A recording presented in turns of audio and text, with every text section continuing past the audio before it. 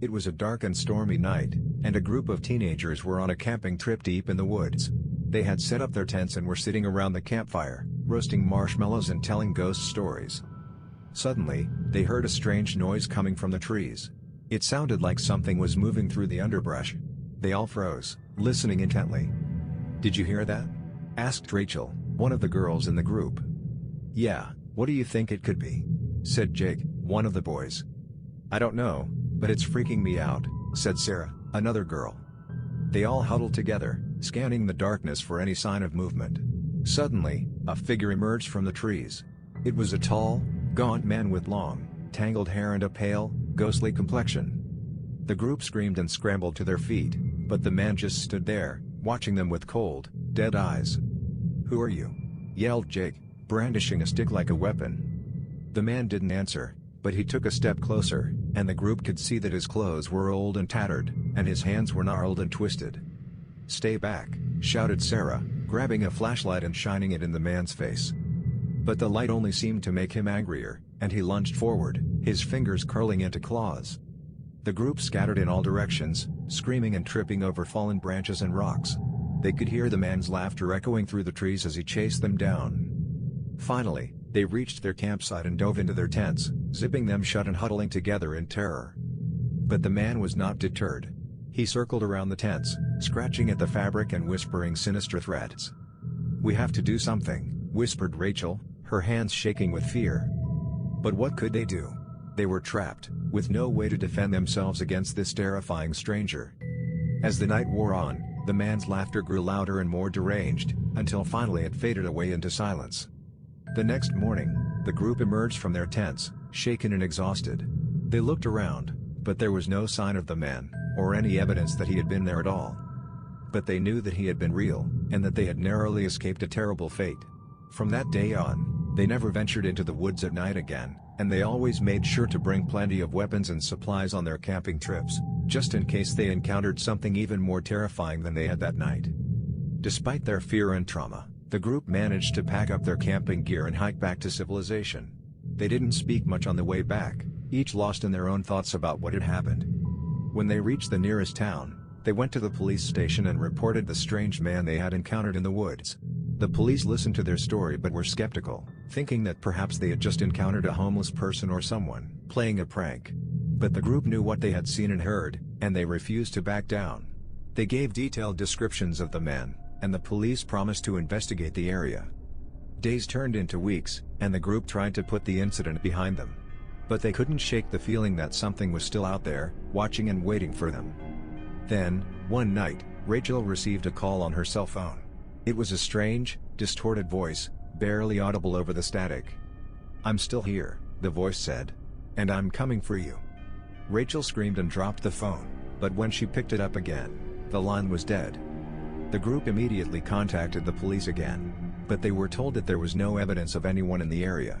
The police suggested that perhaps the group was just suffering from post-traumatic stress disorder and urged them to seek counseling. But the group knew that something was wrong. They could feel it in their bones. And when they returned to the woods a few months later, they found more evidence of the strange man's presence. Footprints in the mud, scratch marks on trees, and strange symbols carved into rocks. They knew that they had to confront the man and find out what he wanted. So they set a trap, luring him out of hiding with a makeshift campsite and a pile of food and supplies. And when the man emerged from the trees, they were ready for him. "What do you want?" demanded Jake, his voice shaking with anger and fear. The man didn't answer, but he held out a gnarled, claw-like hand. In his palm was a single, blood-red gemstone. The group gasped in horror, recognizing the stone from one of their own necklaces. They had found it on their last camping trip, and each of them had taken a piece as a souvenir. The man smiled a cold, twisted smile. "You took what was mine," he said. "And now I've come to take it back." The group stared at the man in horror, realizing that they had unwittingly stolen something from him. But why was he so obsessed with a simple gemstone? "What is that stone?" asked Sarah, her voice barely above a whisper. The man's smile grew wider, revealing a row of rotting teeth. "It's a cursed stone," he said. "A stone that brings death and destruction to anyone who possesses it." The group shuddered, feeling a cold chill run down their spines. They had no idea that the stone they had found was cursed, and now they were faced with the consequences of their actions. "What do you want from us?" asked Rachel, her voice trembling. The man shrugged. "I want my stone back," he said. "And I want you to suffer as I have suffered." With that, he lunged forward, his fingers curling into claws. The group scattered, running in all directions as the man chased after them, his laughter echoing through the woods. They ran through the trees, their hearts pounding with fear, but the man was always one step ahead of them. He seemed to know every inch of the woods, and he was always there, lurking just out of sight. Finally, they stumbled into a clearing, where they found an old, abandoned cabin. They rushed inside, barricading the door with whatever they could find. But the man was not deterred. He scratched at the door and windows, his voice echoing through the cabin. "You can't hide from me," he said. "I'll find you, no matter where you go." The group huddled together in the darkness, waiting for the man to break down the door. But he never came. When they emerged from the cabin the next morning, they found that the man was gone, and there was no sign of him anywhere. But they knew that he would always be out there, watching and waiting for them, until they returned his cursed stone to its rightful place. Shaken and traumatized, the group made their way back to civilization. They contacted the police once again, and this time, they were taken more seriously. After a thorough investigation, the police found evidence that the man they had encountered was a hermit who had been living in the woods for years. He had a history of mental illness and had been obsessed with the cursed gemstone for decades. The group was relieved to finally have answers, but they knew that they could never forget the terror they had experienced in the woods. Months went by, and the group tried to move on with their lives, but they always felt as though they were being watched. They would hear strange noises in the night, and their dreams were haunted by the twisted face of the hermit. Then, one night, they received a package in the mail. It contained a single, blood-red gemstone, along with a note that read, "Return what is mine, or suffer the consequences." The group knew what they had to do. They packed up their gear and returned to the woods, determined to find the cursed place where the gemstone belonged. It took them days of hiking, but eventually, they found it. It was an ancient, forgotten temple hidden deep in the heart of the woods. The temple was overgrown and crumbling, and it seemed as though it had not been touched by human hands for centuries. The group approached the temple with trepidation, feeling as though they were stepping into a trap. But they were determined to return the cursed gemstone and put an end to the horror that had plagued them for so long. As they entered the temple, they found that the air grew thick and heavy. They could hear whispers and murmurs all around them, and they felt as though they were being pulled towards the center of the temple. In the center of the temple, they found a pedestal made of black stone. On the pedestal, there was a small depression, the exact size and shape of the cursed gemstone. Without hesitation, they placed the stone in the depression. There was a blinding flash of light, and a deafening roar that shook the entire temple. When the light faded, the group found themselves standing in the woods, free of the curse that had haunted them for so long. They never saw the hermit again, but they knew that they had done the right thing by returning the cursed stone to its rightful place. And they knew that they would never forget the horror they had experienced in the woods, and the lesson they had learned about the dangers of taking what did not belong to them. As they made their way out of the woods, the group discussed their experience in the temple. They all agreed that the feeling they had experienced inside the temple was unlike anything they had ever felt before. "I don't know about you guys, but I felt like there was something alive inside the temple," said Alex, his voice shaking. Rachel nodded in agreement. "I felt it too. It was like the temple was alive, and it didn't want us there." The others nodded, each of them lost in thought about the strange and terrifying experience they had just gone through. As they emerged from the woods, they found themselves surrounded by reporters and curious onlookers. They told their story to anyone who would listen, warning others about the dangers of taking what did not belong to them. Days turned into weeks, and the group found that they were unable to shake the feeling that something was watching them. They would wake up in the middle of the night, convinced that they could hear the sound of the hermit's laughter echoing through the darkness. Finally, they decided to seek help. They visited a local priest, who performed a cleansing ritual on each of them.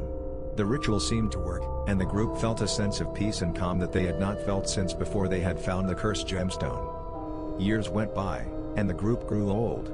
They would meet up from time to time, reminiscing about their youthful adventures and the terrifying experience they had shared in the woods. But they never forgot the lessons they had learned. They knew that the woods held secrets and dangers that were best left alone, and they warned their children and grandchildren to stay away from the cursed temple, and to never take what did not belong to them. And as they sat around the campfire, staring up at the stars, they would often hear the faint sound of laughter, carried on the wind from the depths of the woods. They would shiver, but they would smile, knowing that they had faced their fears and emerged victorious. As the group sat around the campfire, they noticed a strange figure approaching them from the darkness. It was an old man, with wild, white hair and a beard that reached down to his chest. The group tensed, unsure of what to make of the stranger. But as he drew nearer, they saw that he was carrying something in his hands. It was the cursed gemstone. The old man approached the group and held out the gemstone. "I've been looking for you," he said in a raspy voice.